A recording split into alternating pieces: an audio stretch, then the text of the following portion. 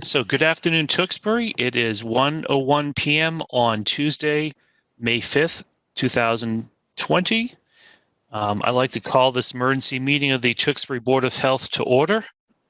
Again, these are meetings we're holding every Tuesday during the COVID-19 pandemic as a means to keep board members up to date as well as town residents up to date.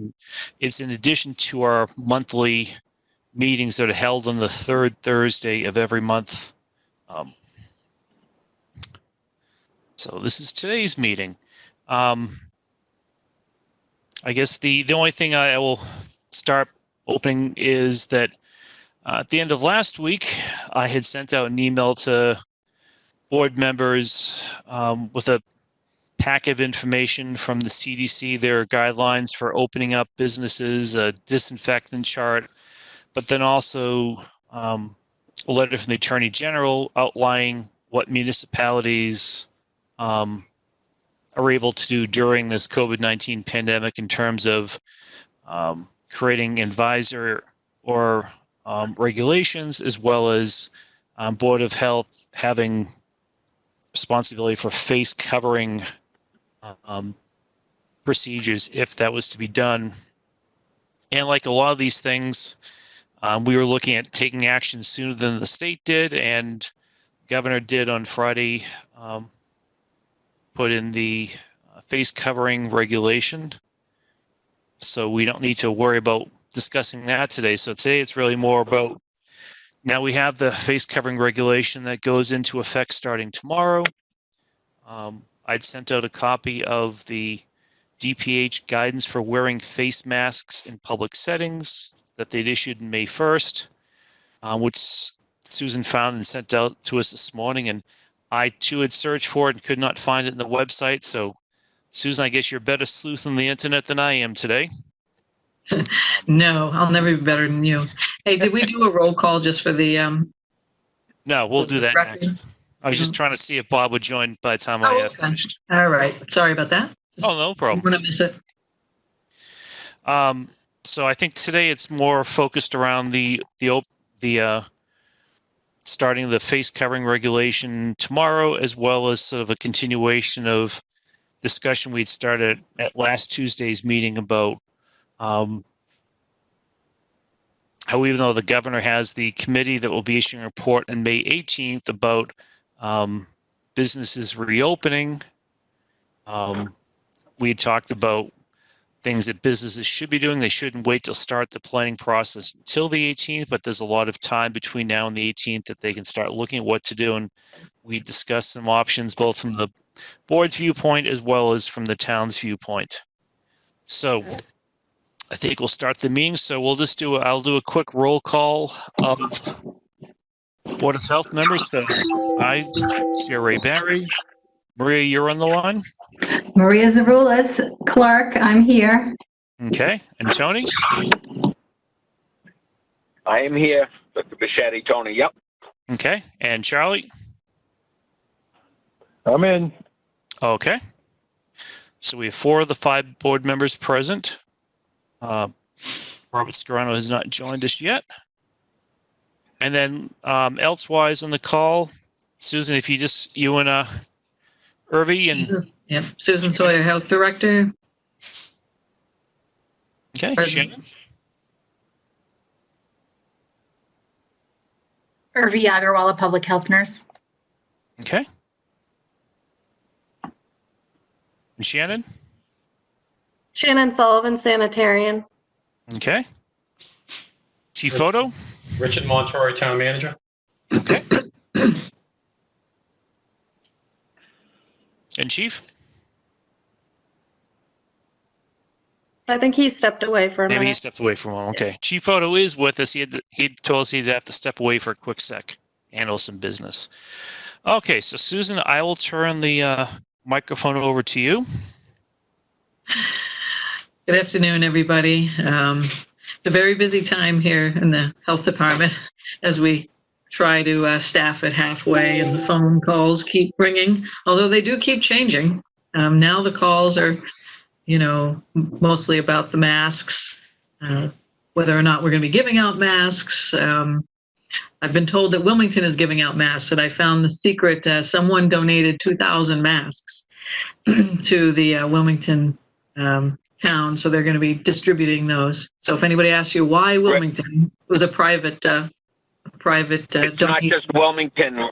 Reading is giving out masks tomorrow too, but I mean, I'm sure they have an access. People are donating the masks. I'm not sure where it was, but I know Reading is giving them out also. Yep. Yeah, Reading was just on a phone call. I was on a phone call with 7 other communities, and she mentioned that she found a resource, and I'm not sure if the town manager found the money or something like that. So they are, but not all. When you hear that everyone's giving them out, they're not necessarily have them all for all their citizens. Yeah, I think that's problematic because they're limiting the numbers of masks that they're giving out, but I think it's sooner or later they're probably going to run out. I think people need to maybe manufacture some of their own or whatever in the short term. Exactly, Tony. Exactly what we're doing is we're letting them know that there are other alternatives to masks, any type of face coverings, and there's actually some creative. People say, "Well, I don't know how to sew," and there's creative things on the websites, mass.gov and CDC that we have or will have links to. So we have. Yeah, I think the other thing that they have issues with too, they're finding there's a lot of counterfeit masks being produced that people are purchasing, and if it's you're probably better off making your own than getting one that's defective already to begin with. From all the research I've been doing, and it's very hard to tell unless you take a lot of time to look at where the issues come up. But yeah, that's fine. Thank you, Susan. Yeah, I wouldn't know. But yeah, that's really where most of our questions are coming from. Shannon, I know, has done a lot of research and back and forth with town manager on possible things that are already made in the making or made for businesses to reopen, giving them ideas. The CDC one that has links to every industry you could think of, and giving them ideas as well. I mean, the governor is, his group is going to come out with very, I'm sure, specific requirements. So, but I think the best message, like Charlie said, is anyone who wants to think ahead will be ahead of the game. So identify a person to be, say, a COVID-19, officer or whatever you might want to call it.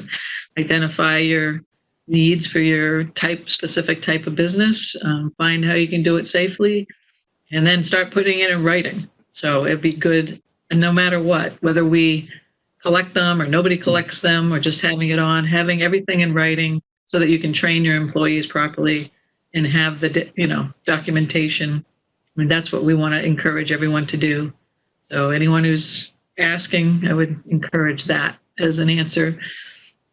There are continuing to be changes all the time on the state FAQs, and I was again in that meeting. I was just notified that there is a new part of the the frequently asked question, that if you are a business who can do things remotely, that you can say mail and order, you are allowed to bring in a few employees, and there are guidelines for that.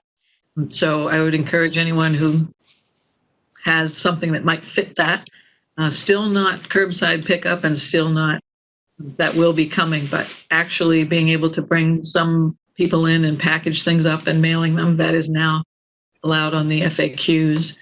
And there's some other things. It's hard. They change all the time without telling us exactly when what the changes are. So we rely on our colleagues we all kind of stay in touch as much as we can. But otherwise, I'm here to answer any questions you might have. So Mr. Chairman, you can take it back and ask anybody whatever you'd like. Okay, and I guess the other thing I'll just mention is you and I had a discussion yesterday after the governor's press conference, and I think for me, one of the key takeaways from that was that he was talking about the May 18th report release and trying to forewarn people that businesses was not going to all of a sudden have the floodgates open that day, but that's when the report would be released. But it still seems like it's going to be a slow rollout, but that does not necessarily mean that businesses will start to open on that day. And I know there was a lot of hope and anticipation businesses that things would be able to open that day. And I think he was trying to douse that a little bit in his comments yesterday. Well, as a group, the public health directors that I talked to, we really are going to encourage Governor and his group to hand out what they come up with as they go, because we need people to start. We need to know if you're going to be in the first phase or the second phase. And I know they're meeting with different entities every 2 hours at different business groups. And we would love to see something 1 week prior. And we're going to encourage them to at least give kind of some basic information out so that people have an idea. So not everyone's sitting on the edge of their seat going, on the 18th, when am I going to be able to open? Like, give some idea of who would be in the first phase or second phase and other things. So we're hoping that they do discuss some of the things like, golf or whoever's meeting with them, because I think that's important to people to know where their businesses stand. It would be helpful to them, I think. We're going to encourage them. I also think that the governor and his crew have to figure out exactly what the meaning of certain terminology is. Like in my world, when someone says they have issue an emergency order, emergencies to me mean immediate, because the primary concern is that we are trying to attempt to slow the spread. And I find that they have a hard time knowing what an emergency is. I remember we had that issue too. When someone issues an emergency in the times now with rapid communication, we should be able to enact that within 12 to 24 hours at the most. And the governor, they can't even figure out that an emergency, they issue the edict May 1st and it doesn't take effect till May 6th. So I think that it's going to be hard for people to have a lot of faith in what's going on from the governor's standpoint, because I'm not sure that they know the meaning of different things. So it is very confusing to people in my mind what's going on. But I honestly think that they're going to have to start getting some real good guidance and clarification quickly before they have more frustration from the public than is already present. Because, as I said, they can't even figure out what an emergency means. So I have concerns that these delays are just going to be ongoing. And I think I agree with you, Susan, we do have to start opening up the communities, because we have masks, we have guidance up to a point, but I mean, you can't sit at home with your mask on. And also they're finding that more people have already had the virus, and the testing is showing that. So the numbers are probably not going to reflect the severity that was initially anticipated. And I do think that we have to help. I think people have to start to make some decisions in risk. Most people that have businesses, they're used to risk anyway. And if they follow the proper guidelines and precautions we have, and they submit to contacting the best management practices from their businesses, I've been doing a lot of research, and just about any business, they're coming up with guidelines. They may be dynamic and they may be ever evolving, but they have some pretty good guidelines in effect right now, along with what we have from the state. So I honestly think that we as a community, to make sure that we don't spread the virus, but we don't totally cause the whole community to whole, is going to be very important. And I think we're going to probably have to have some discussions with what's going on at the State House. I have a hard time, at least the people that I deal with. I heard today that 84% of Massachusetts is in favor of delaying things. And I'm like, that just doesn't make sense to me. Either the people are home already getting paychecks, and from what I've heard, a lot of people are getting more staying home than working. I think that that's not the case with most of the people that have businesses. And I think that we're going to really have to try and do what's best for our community, following the proper guidelines without being so oppressive. So those are my Those are my concerns. I just see delays, and I'm getting a little skeptical that I'm wondering if the delays are more political, in my opinion, than worried so much about the virus, because I deal with science and I deal with research and I deal in being a healthcare provider for 40 years. I don't minimize the severity of what we have, but I do have concerns about you have to breathe. And I think the communities, I think if we get stifled much longer, we're going to have much more serious issues than we have now. So, as I said, I don't minimize the severity of what we've got, but you can't live in fear. So I just wanted to put that in based on, like I said, I'm a little skeptical of what's going on and at the government level with the governor and everything else, because I'm not sure they'll listen to the science. So let's talk about the face covering regulation goes into effect tomorrow. And part of my question is going to be, as I was out Home Depot this morning very early to beat the lines to get some essential items, I was shocked at how many people were walking in and through the store without masks on. And sort of dawned on me at that point, you're getting a lot of the contractors come in who may not all be residents of the state, coming in from neighboring states, more so New Hampshire.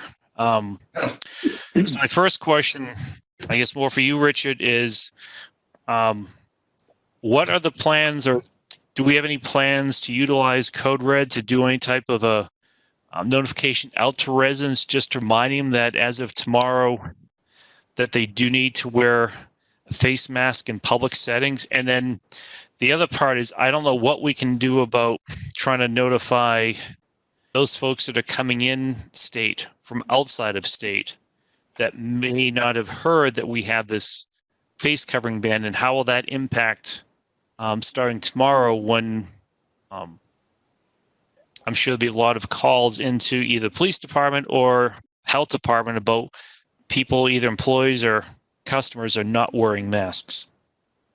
I mean, we can certainly do a code red this afternoon, reminding people about the new order. We can draft something up briefly and send it out. As far as the other state is, I'm not sure there's really anything we can do there. We'll have to take every issue as they come up. But, one of the things we did talk about yesterday was we are just not going to respond to everybody that calls and says, I was somewhere and a person didn't have a mask. We just can't do it. We run all over town, and our resources, especially public safety, are needed in other areas. And we're also not going to, stop every individual that doesn't have a mask on. I just don't think we'd be able to handle that. Mr. Chairman? Yes, Mr. Rue. I'm sorry. I didn't mean to interrupt you, Ms. Montoya. The way that I read that edict from Governor Baker, there was a big word in there. It was if. If you were unable to attain your 6-foot separation, that you would be required to have a mask. Not that you're going to have a mask when you're driving the car, driving by people in public as on a public road. I don't know what the other interpretation is of that, or if anybody has any other feedback, but thank you. Was that Charlie? Yep. Charlie, that was my question initially when we started. Governor Baker's law that we received said, yeah, exactly right. You can't keep your 6 feet away. You have to have a mask on. And that's, I know when I looked at the one from the Department of Mass Health, it was kind of like you had to wear the mask. And my interpretation is the governors would be the ones we're supposed to be abiding by, correct?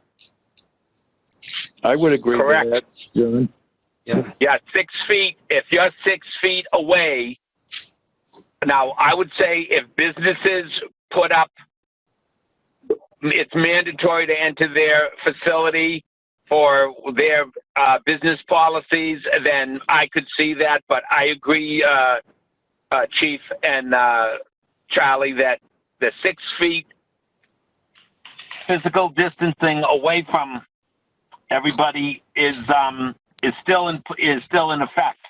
And they would like people to wear the mask, but nowhere does it say. I have them right in front of me, the guidelines. I mean, they have a lot of exceptions too, but inside or waiting in a grocery line, pharmacy, or other retail stores, or any form. So if you still have 6 feet away, the use of a mask does not replace important social distancing. So I would say for people that are in those venues, they would need to maintain the physical distance and have some kind of mask or be further away. But I would say we would follow the state guidelines right now. And it's some areas may be more restrictive, but I think we have to go by the state guidelines.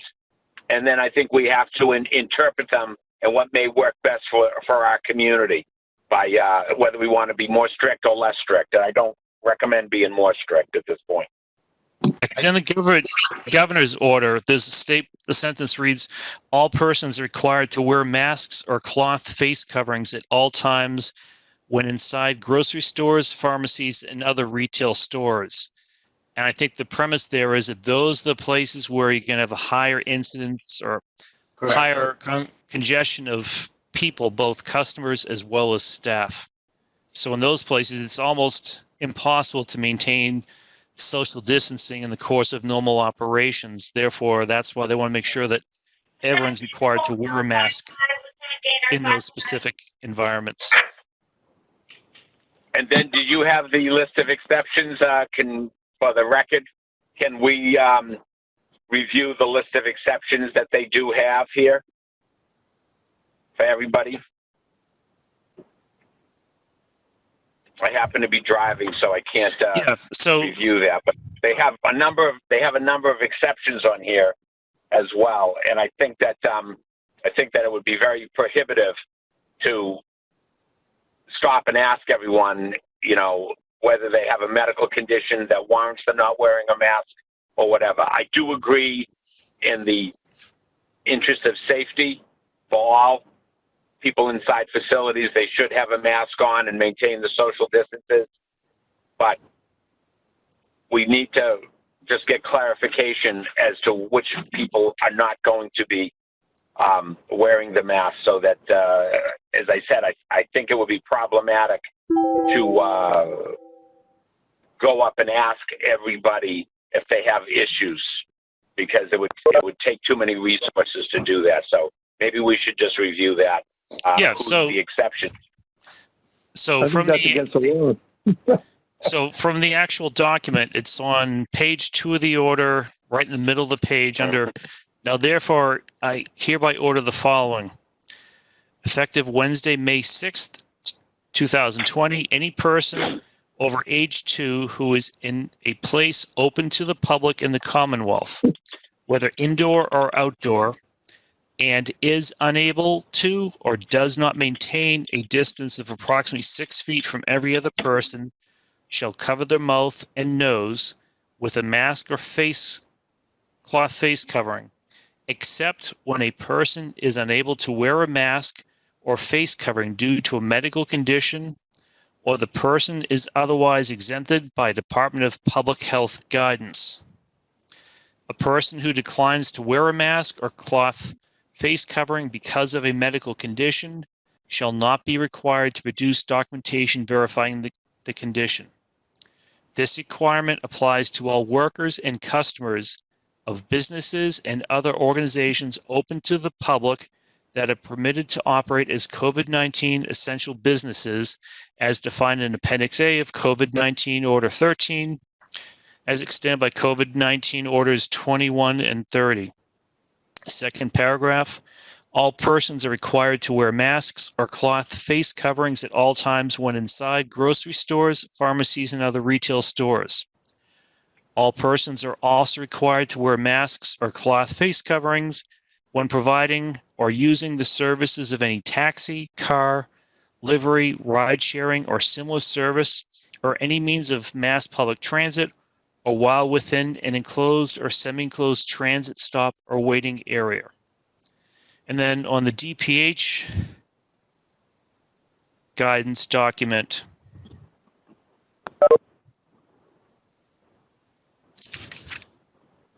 on page 2 of that document, exceptions for wearing face masks include situations that may inhibit an individual from wearing a face mask safely.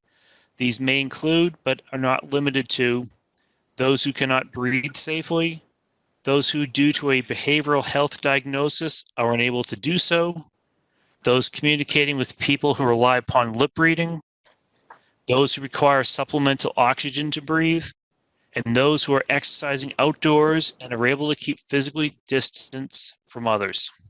So those are the rules as well as the DPH exceptions. Thank you, Chairman.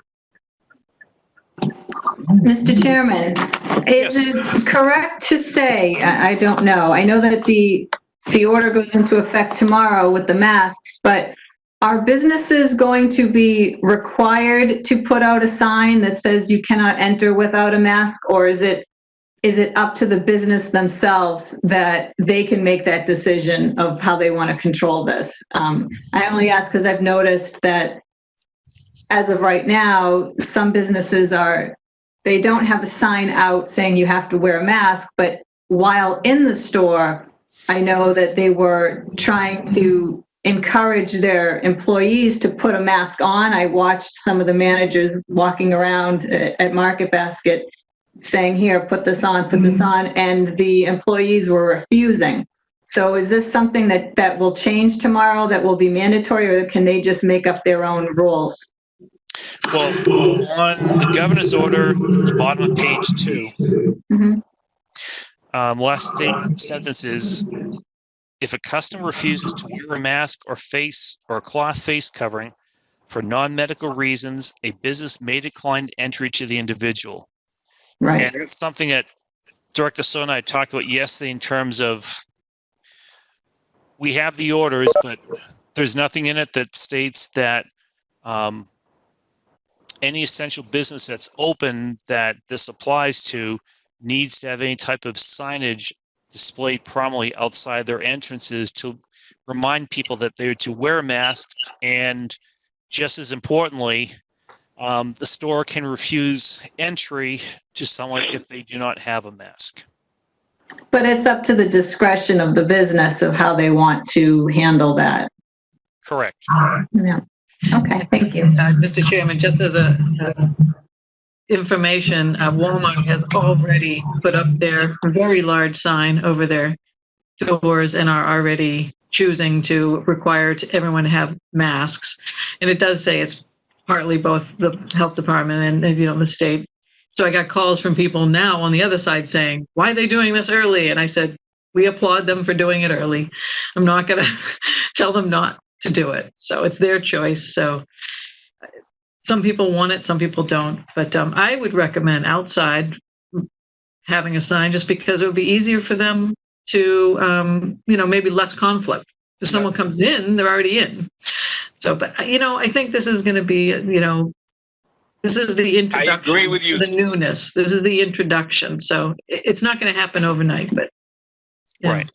I agree with you, Susan, and I think that's one of the problems with the governor saying it's an emergency order and not taking effect immediately when people say, well, why are they doing it early? I mean, I thought the whole point of this from the order, and that's what troubles me, is that you're saying something's an emergency and you want to limit the spread. 5 days, there's a lot of spreading that can go on with this. So I think that's why there's confusion. But I do agree with you that stores should put a sign up as well in addition, because it does follow the guidelines that are on the governor's, I would call it an expedited list as opposed to an emergency list. But yeah.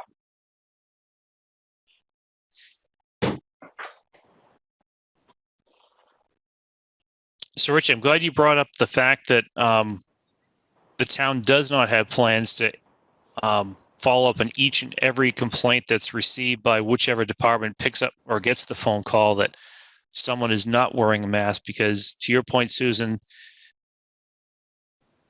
I would have thought that more people would have been wearing masks as we're approaching tomorrow's deadline, but that's not the case. So there's a whole host of reasons why people still don't have masks. And I think, unfortunately, it's going to be one of these that there's going to be a bit of a ramp up needed, both in terms of trying to secure a mask and then getting people to actually wear them. So I'm glad to hear that there's not going to be immediately warnings being issued tomorrow once businesses start to open, but hopefully it's going to be more of a, and I guess more to you, Chief, I'll let you answer this. I'm assuming that the warnings we have, it's going to be more of a chance to potentially educate the folks that they do need to wear a mask and why, and try to, as we like to educate rather than regulate. Yep. Yeah, Ray, if I can just jump in quickly, I think Sure. You're absolutely right in your comments you just made. I think, it's important to note that we are going to encourage people to wear masks. We think it's the right thing to do, but the enforcement of it is a whole different story. And we can do the code red to the residents. We can get information out on the website through social media to encourage people to wear masks, and hopefully people that haven't started wearing them do so. But again, just the enforcement of it is a whole other animal that we're not going to just jump to starting tomorrow. Yeah, understandably so. And then on the education part, you had sent out that CDC document we had given you the link to. I think it was probably a week, maybe two at most ago, that talked.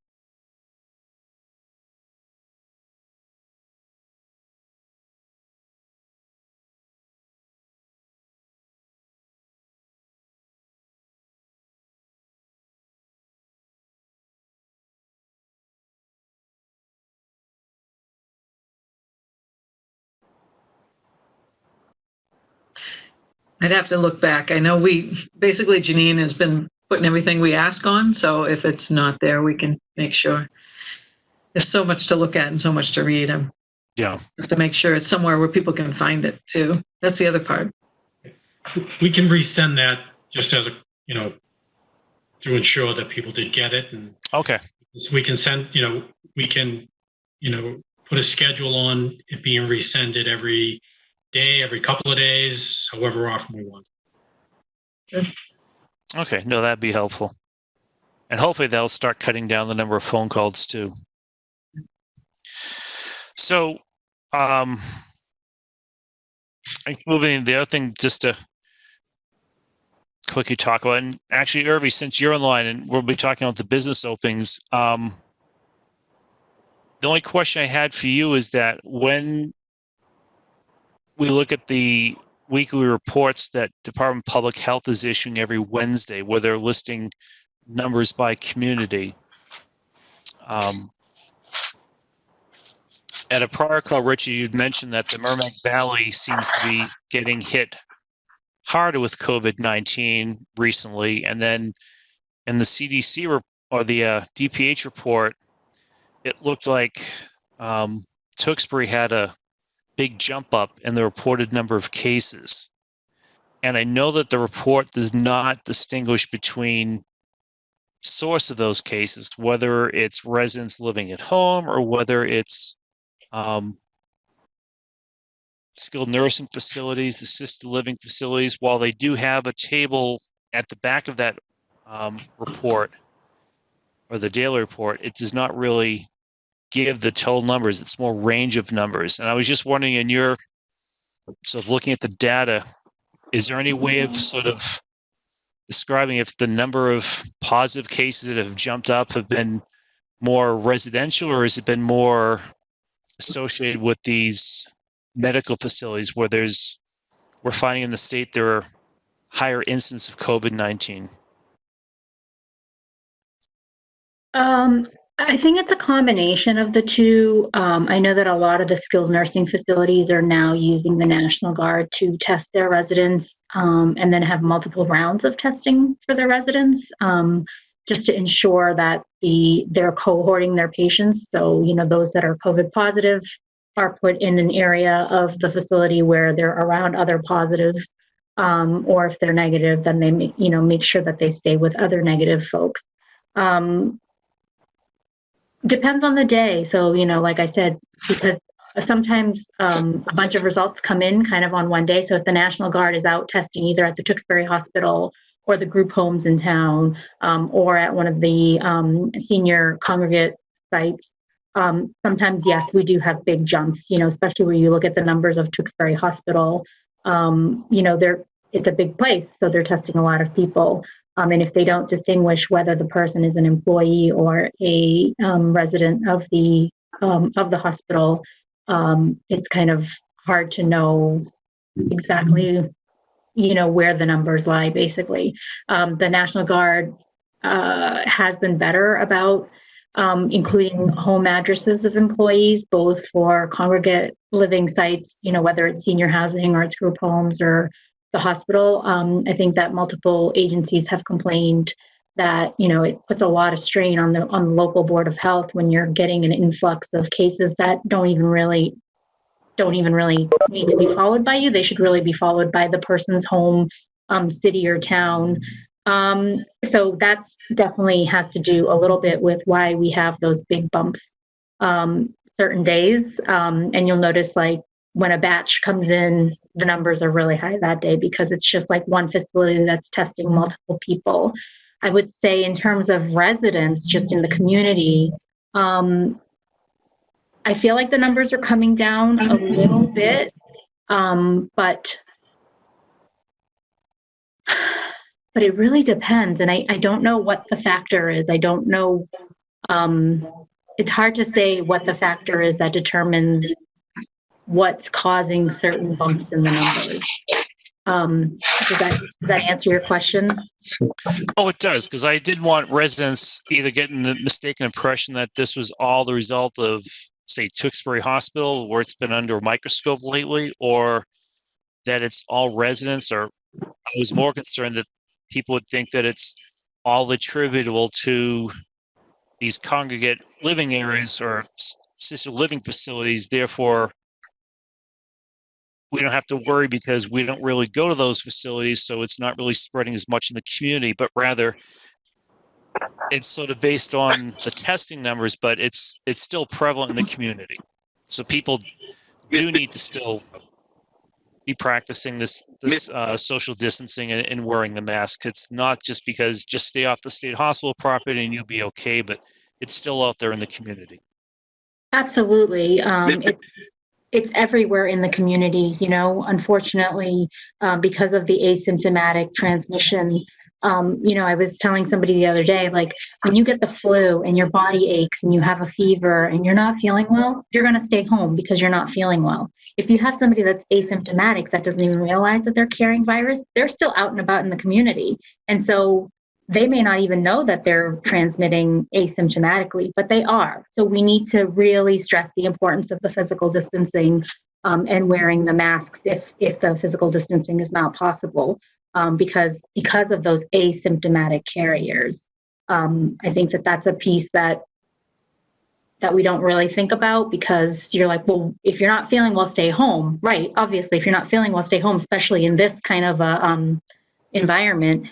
But what about the people that are asymptomatic and don't realize they're sick and they're out and about? So I always say to people when I talk to them, you should always treat everybody like they could be a potential positive, because they could be. Maybe they just don't even realize it. Okay, well, thank you for that explanation. And before we change topics to sort of businesses reopening and things that they should be looking, is there anything you want to get out to residents today about your efforts of either new cases coming in or the contact tracing and how that's going? Or Yeah, so we've been using the Community Tracing Collaborative. We actually were one of the pilot towns, so we've been enrolled in the program since middle of April. If on the days where the cases are coming in, I will filter through to see do they belong to a congregate living? Are they members of the community? The school nurses have been helping, so I will assign them cases. And then when we, sometimes we just can't stay on top of the cases, so then we assign them to the Community Tracing Collaborative. We've just been in touch with the Community Tracing Collaborative that's in charge of our catchment area. So we're still trying to wrinkle out the fine detail, or iron out the fine details. But we're getting there.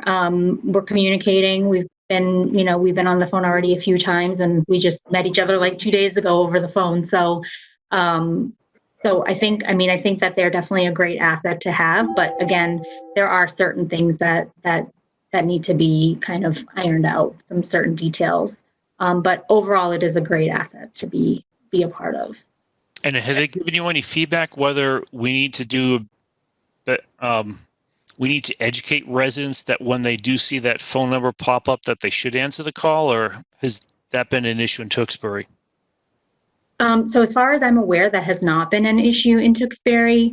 And we were actually given a flyer that we could, post, and I need to actually be in touch with the supervisor to find out what the caller ID will display their number as. So I have not gotten to that yet, but I am working on it. So we're getting there, like I said. I think I can understand a hesitation to perhaps maybe not want to talk to somebody that's kind of calling you and asking you kind of some personal information. But it's really important for data collection. And, obviously you don't ever want to give them your social security number or any other personal information. They should only be asking you kind of general questions like, when did your symptoms start? What are some of your symptoms? Who have you been in touch with 48 hours prior to the onset of symptoms? Because those are now considered contacts and need to be monitored and contacted by the Community Tracing Collaborative so that those contacts can now quarantine. So nobody from Community Tracing Collaborative should be asking you for any personal information. They may ask you to verify your date of birth and your address, which is important. It's kind of, even when you go to the doctor's office, we use 2 identifiers to make sure that we have the right person. So that's really the only personal details that they should be asking you. Don't ever give them your social security number because they don't need that. If somebody's asking for your social security number, hang up the phone because it's not Community Tracing Collaborative. So, as long as they're sticking to the current disease process, then you're okay. Okay. Well, thank you very much. And moving on to business reopening and plans. Susan, I'll just mention, and then Ray, you had an idea I'll have you bring up. Susan, you had shared with me, I think it was yesterday, that you've been in touch with some businesses. I think one had given you a pretty detailed plan of what they're looking at doing to ensure that once they're able to reopen, that they're going to provide as safe an environment for their customers as possible. Have you been getting a bunch of those, or was this sort of one that you got and you thought was a really good, lot of work went into it? Well, it's actually both Shannon and myself because she reaches out to them directly. But I think the one you're referring to is Wamaset. Yes. The owner reached out to Shannon and submitted actually a plan that I guess the entertainment industry as a group is really working together, that type of entertainment, the bowling and all that. And so they put together a multi-page document on what they were looking at, whether taking temperatures or, say the bowling, doing every other lane or doing it by appointment. A lot of different ideas, but as an industry, they're looking nationwide. So that was one of the ones that jumped out. I don't know, Shannon, if you've talked to anyone else, but That's the one that primarily jumps at me right at the second. Any other thoughts, Jen? Anybody talk to? I think that's the only one that's really submitted a plan to me. Yeah. Other than that, the Tewksbury Country Club changing their operation. Oh, yes. Yeah, that's right. Yeah, about that. I think they're all thinking about it. And anytime we talk to someone, whether they be a hairdresser or anyone, dog groomer, trying to get them all to look at the plan going forward. Okay, and then what Mr. has Chairman? yes. Charlie here. I just a point of reference. I'm hoping that Governor Baker doesn't use May 18th again as another date to just issue another executive order. I know that my circle of people, they're getting tired of these executive orders. They're not laws. I don't know what the duration of these executive orders are. I'm under the understanding they're only 30 days, but this is getting to a point where businesses, and I'm sure everybody knows this, but the business owners in town here are getting quite fed up with these orders coming from above, in that they have, they were being told now, we got to keep a safe distance. That's correct. Well, everybody's keeping a safe distance as we march through life. Now we're going to wear masks, and people are putting together reopening plans that are going to include all these aspects of what we're being ordered to do. And it's like, why the hell can't we open up some of these businesses? Some of them have excellent opportunities to maintain a better than safe environment, better than Marketplace, better than Home Depot. Why aren't we allowing these businesses to open? And I'm out. Thank you. Very good, Charlie. So Richard, I think we've had a pretty good track. Oh, sorry. Go ahead. I think we've had a pretty good track record of what Market Basket's been doing. Some of the other businesses, I know when I frequent a business that has takeout or pickup, I am seeing people be quite resourceful and ingenuitive to create safe environments for businesses. And I think sometimes we don't give, not our community, but the world in general, don't give people credit for the ability to do what's right and do what's safe based on all the knowledge that's out there. Because with the rapid communication we have now between phones and texting, the internet, you name it, Skype, whatever, I have a hard time believing that many people are not aware of what's going on in the world to do things the right way. And as Charlie said, there is a lot of frustration with people, and they're trying to do it right. And I think that we have to start considering what we can do to help our community. Because, like I said, I'm still having a problem with the governor calling an emergency order, and it's 6 days later. So God knows if things are as severe as we're talking about, and I think that's still open to debate. That an emergency is not 6 days later. So I am concerned, as Charlie is, that come May 18th, we'll get another emergency order that takes a month to implement, being a little facetious. So those are my frustrations that I see going on, because I'm dealing every day with what the science is. As I said, I don't minimize where we are, but by the time a vaccine, if they can ever create one to make people feel 100% comfortable, I don't envision everyone being able to hang on for that length of time. So I'm in agreement with what Charlie was recommending. And I think the thing to point out too is that we can, as a Board of Health, we can make a regulation that is more restrictive than what the state has. Correct. We cannot do something that is less restrictive. So, unfortunately, I'm aware of that. We're not able to allow businesses to open if the state has said that they're not to yet. So, unfortunately, no, I'm aware of that, Jim, and and that's the frustration. I think people are willing to do the right thing, but as I said,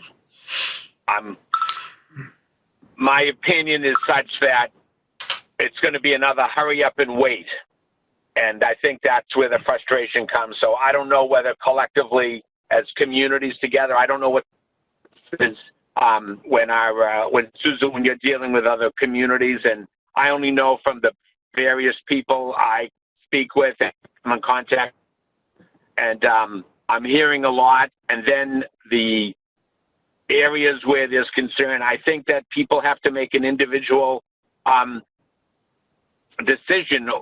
Is this risk, assuming they're following the guidelines that are currently in place by the CDC and what the governor has said? I think people have to decide if they are so fearful, and I do understand that fear. I am not minimizing it one bit. Then people can decide to stay in. If people are a little bit more adventurous and are willing to assume some risk, assuming they're following the guidelines that we have, I think that communities have to get back to the governor, because I am baffled by when I heard that on major radio stations that 84% of Massachusetts is in favor of prolonging things, and I am like, that either I'm getting incorrect data from the people I'm listening to, or this is something that I'm totally unaware of. Susan, what is your take from dealing with other communities? I mean, we all want to do the right thing, the safe thing, and protect our communities. But what's the input you're getting when you are involved in these meetings? Does everyone, every community feel the same? I know a couple of our neighboring communities, they have gotten more restrictive to the point that the townspeople that have contacted me, they're like totally up in arms. So I mean, are we able to discuss things with the governor? As I said, it doesn't seem like they have their act together in many ways. So I'm baffled. I was just wondering what you get when you talk to these other communities. What's the sentiment that you're getting, Susan? Well, I mean, we don't really judge each other's communities for what we do, and we listen to why certain communities like Lawrence, for instance, would make a decision like they would do, maybe have a larger fine or do something early on. I understand that, yes. But yeah, so we do listen to everyone. But yeah, I would say, the group in our, immediate area, they really do want to move forward with all the, as you mentioned, the science and the information that we know. So they do want to. That's why we have these meetings with DPH each week. We want to, move forward and do it safely, and, just want to stay on top of it. It just seems we don't want it to go out and out. We want to be able to tell our constituent, our public, and our businesses what they can do to move forward. So I don't really have a lot more to say about that, but we do. And I understand the dynamics and the variables of each of the communities, and we just happen, Merrimack Valley has Lawrence, which is, people's living quarters. They may be more, the demographics would be such that more people are living within households, because that would contribute to the spread. It's understandable, but I think that, as I said, sometimes I feel that from a state perspective, we're making rules based on the exceptions rather than the norm. And I just wanted feedback from what your opinion was, what you're saying. And that makes sense to me from what I'm hearing, what you had said. I think similar type communities want that. And I think we have to be more diligent and vigilant with communities that have the potential to spread the virus more for the unique characteristics and variables that those communities currently have. So thank you for the input you gave me, Susan, or gave us. Mr. Chairman? Yes, Mr. Rube. Mr. Chairman, it's me again. Sorry. I just want to, last week I made a comment, and I just want to try to kind of reinforce, I think, where Tony's going with this is, this isn't the United States of New York. This isn't the Commonwealth of Worcester, Springfield, or Boston. This is Tewksbury. And the country has opened up certain areas for business. And just like we're not Lawrence, Tewksbury is not Lawrence, and we have certain options here and opportunities with our businesses. We should be exercising somehow. They're pushing back on Charlie Baker, and I don't know how that happens. Exactly, if we have a reopening plan from each of the quote-unquote non-essential businesses, which is a term I don't agree with whatsoever, because every business is essential. People have to live. Why can't we use that as a way to go through either? I mean, is David Robinson listening to this, or this is getting very, very? I believe David is, Mr. Rue. I believe he is listening to it, and good. Yeah. Good. But I mean, if Charlie comes back May 18th and just extends this and issues another executive order, people are going to snap. I mean, it's getting to a point where we're all marching 6 feet away from each other, through the course of life. Now we're wearing masks. We want to get our dogs groomed. I'd like to get a haircut. Thank you. I don't really know how much more people can do based on the restrictiveness of the guidelines, and I'm all for following the guidelines. But I thought it was a little bit cavalier the way the governor had said in his terms, which I can't say in verbatim now, but I thought it was a little cavalier. And all I know is that the people that contact me, being a representative of the town of Tewksbury, and with their businesses, and also being a business owner myself, and trying to understand and being totally aware of the health concerns and the health issues for employees and everyone else. We want to do everything to the safest, best possible way, but it gets to a point when you can only do so much. And I was just wondering whether that feel likewise, that have unique circumstances and similarities, can reach out to the governor and see if we can come up with mechanisms and protocols that can work for our unique circumstances. Because right now, like I said, my gut feeling is we're going to get another surprise May 18th that, as Charlie said, that's not going to sit well with the state in general and with people in our community. So I'll suffice it to say that I think we need, and pardon me because I am driving while we're talking, so I'm trying to pay attention, so I apologize for being vague sometimes. I think that we need to figure out some contingencies to address. Mr. Chairman? Yes. If possible. I mean, I don't know if they're listening. Go ahead. Okay. So I understand that the May 18th date is sort of tentative, I think, right now, as far as businesses beginning to open, and it will be in stages. We still don't know what businesses are going to be allowed to open beginning on that date, and then so forth. The way I'm looking at it, because yes, I do believe that businesses do need to start opening. There are certain businesses that would be able to come up with a plan with best practices that would be a lot easier than, say, a different type of business, such as, I don't know, a smoke shop, let's say. They can open their store and, they can have things in place, protocols, and be safe for people to go in.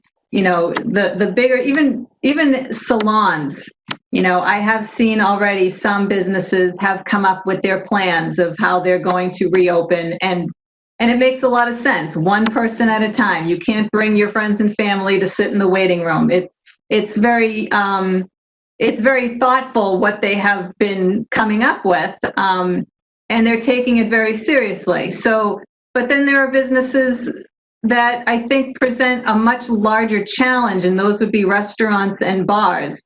where you have a lot of people coming in, you can't wear a mask while you're eating or drinking. So now you have maybe just the staff wearing this mask, but that makes it a lot less effective if only one is wearing a face covering.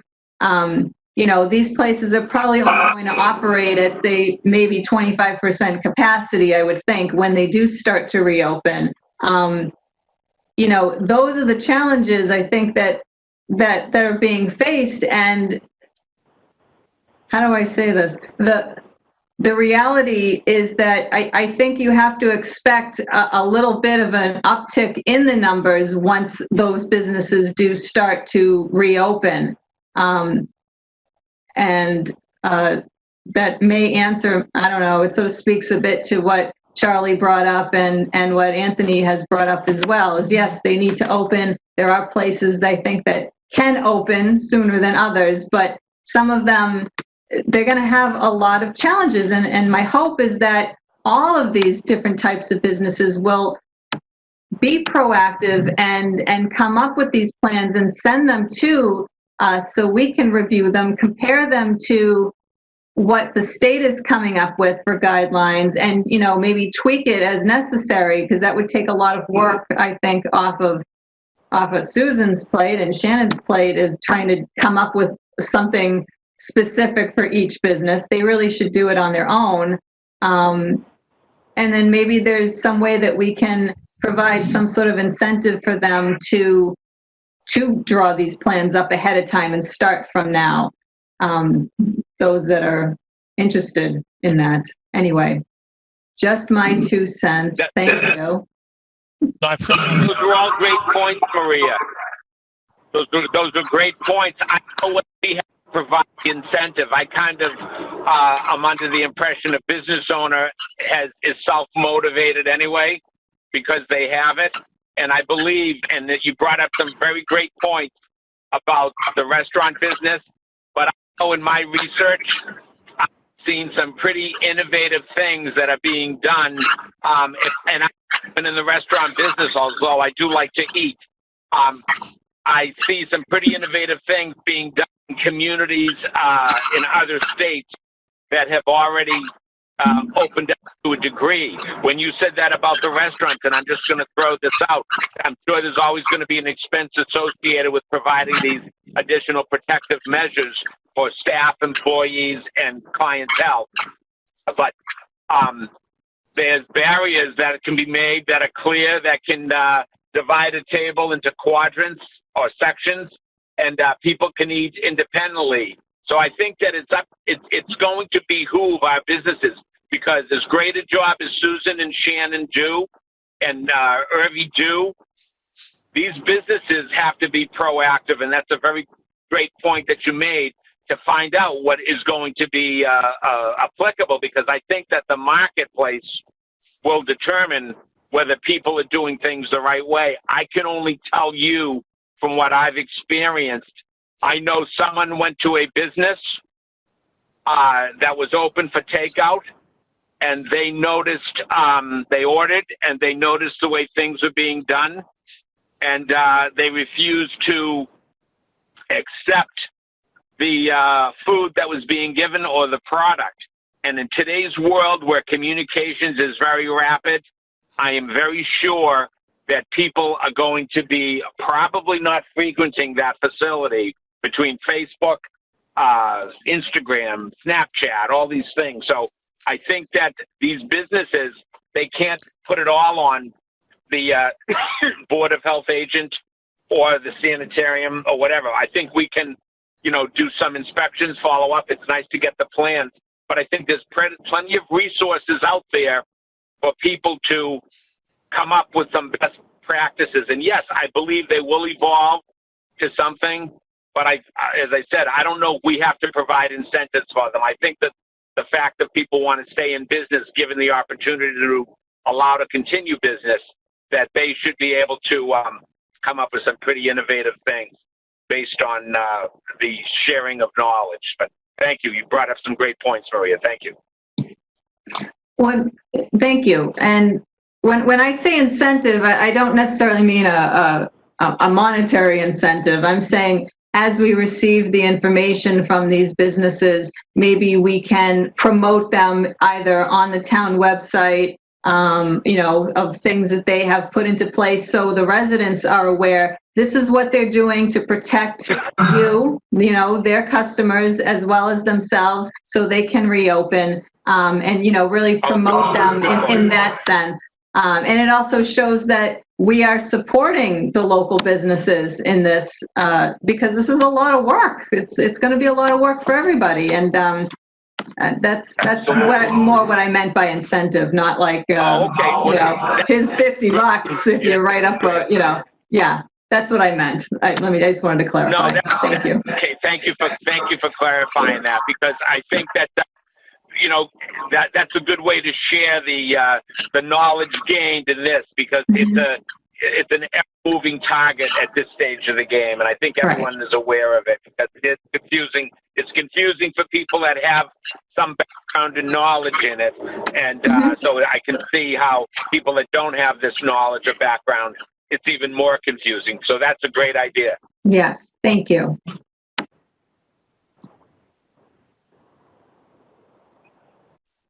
Okay, well, seeing that we're just over an hour length, I think it's probably, unless anyone has anything last item to bring up, I think we probably want to hold discussion this to our meeting on next Tuesday. I guess the last thing I'll mention to you, Richard, has there been any reach out from the advisory committee to any of the local committees that you're aware of to try to get their input? Because it seemed like they're trying to have meetings, but they weren't that descriptive about who the meetings they were trying to have with. So the advisory committee has reached out to the regional planning agencies, who have in turn reached out to their communities to provide input. And we've been soliciting input from various departments in town. So, and I'll be talking to the selectmen about that this evening. If your committee has any input they'd like to provide, feel free to send it to me and we'll send it into the committee. Okay, good. May I ask a question, please? Go ahead. Chairman, how does the advisory committee determine who's on the advisory committee? I may not be aware of that, or I may not have gotten an email of who's on the committee. The governor appointed the committee. It has the lieutenant governor on it. It has several mayors. I believe it has. Oh, okay. All right. The state. All right. I apologize, Richard. I apologize. It's the state. I thought it was a local advisory committee. No. We have enough committees right now. I'm aware of the state advisory committee. I apologize. Okay. Well, thank you for that update, Richard. So at least Tewksbury will have its views put forth to the committee then. So that's good to hear. Okay. So seeing we're beyond an hour, Mr. Rue, I think it's time for your motion. Mr. Chairman, before I make my motion, I want to make a comment. I bet you $10 Charlie Baker extends this on May 18th. That in mind, I'd like to make a motion to close today's meeting. Okay. I will second the motion. Okay, motion's been put forth and seconded to adjourn today's meeting. We'll take this by a roll call vote. So, Ms. Aroulis, yea or nay? Yay. Mr. Rue? Yay or nay? Yay. I'm sorry. Somebody was trying to call me on the phone. Sorry. Yay. Okay. Mr. Bichetti? Yay. Okay, chair votes aye as well. So the motion carries unanimously 4-0. So it is 2:09 p.m. and good afternoon, Tewksbury. And we will be back here again on next Tuesday at 1 o'clock. Thank you all for joining today.